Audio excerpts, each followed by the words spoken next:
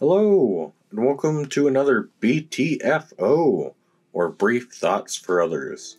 This week we'll be talking about We Live in Time, the 2024 film starring Florence Pugh and Andrew Garfield.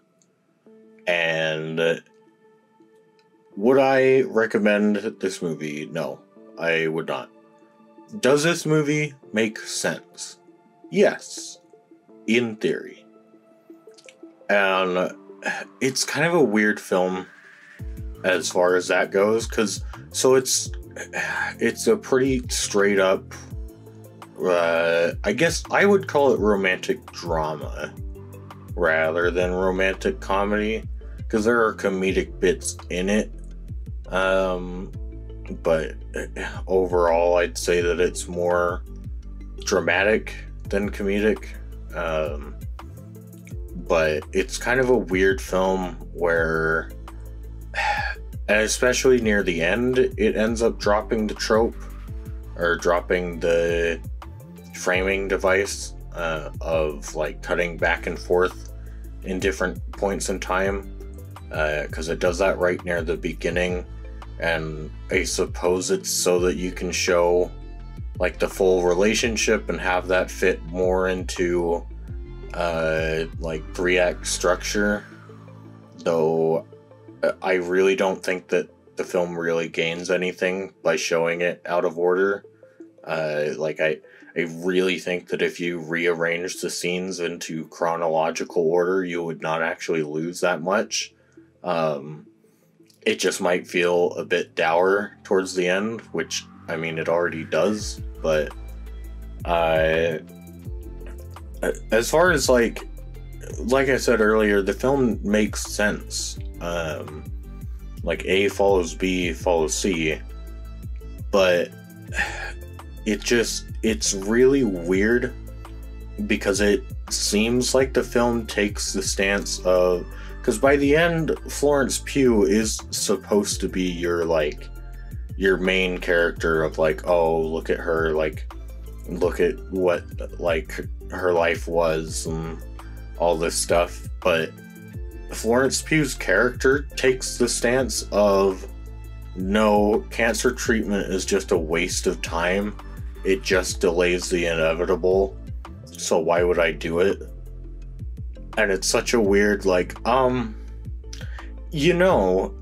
if I were making this film, I feel like I'd want to push back on that idea quite a bit, because that's not a great idea for people to have, because it's like, I get it, people do, like, there are people that don't survive chemotherapy, that like their cancer still wins, and that's really unfortunate, but like there are a lot of people who do survive because of like chemotherapy and other stuff. Like, yeah, it's not a cure, but that doesn't mean that you should just give up, because like the way Florence Pugh's character phrases it in the beginning of the movie is that she would rather have 6 amazing months than 12 terrible, agonizing months.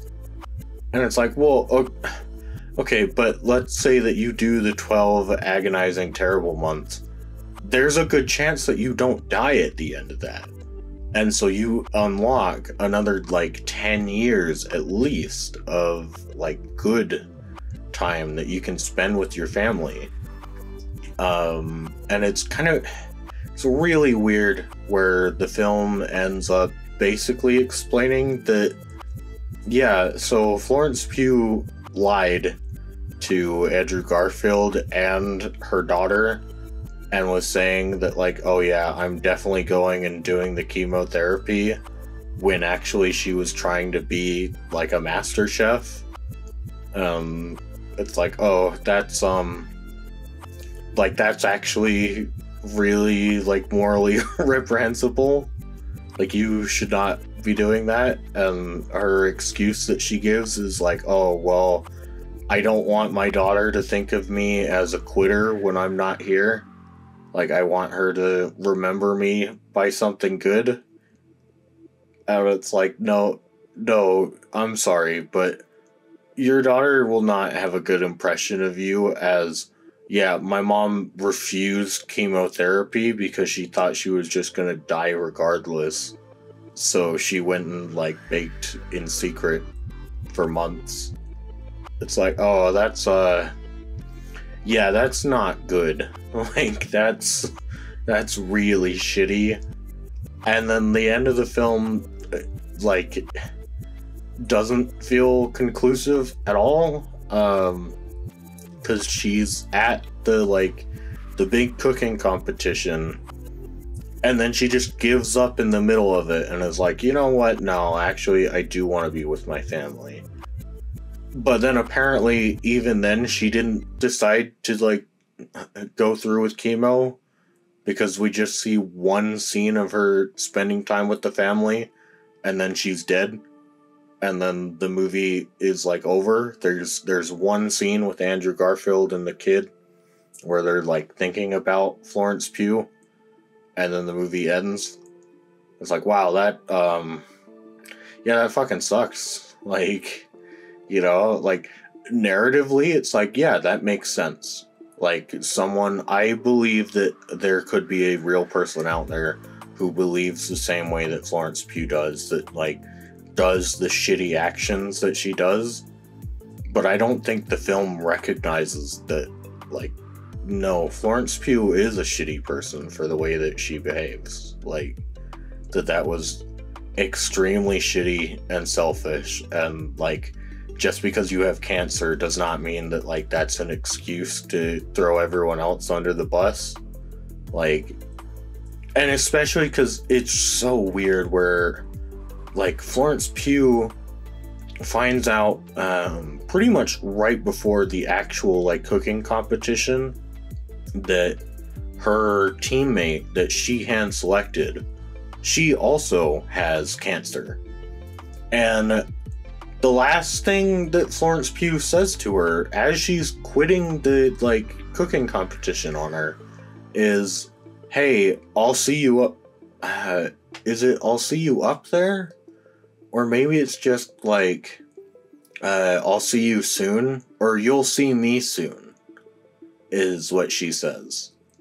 And it's like, what the fuck? Like, no, what if she goes and gets chemotherapy? Like, what if she actually fucking deals with her cancer instead of being a lying little bitch that pretends to go to cancer treatment?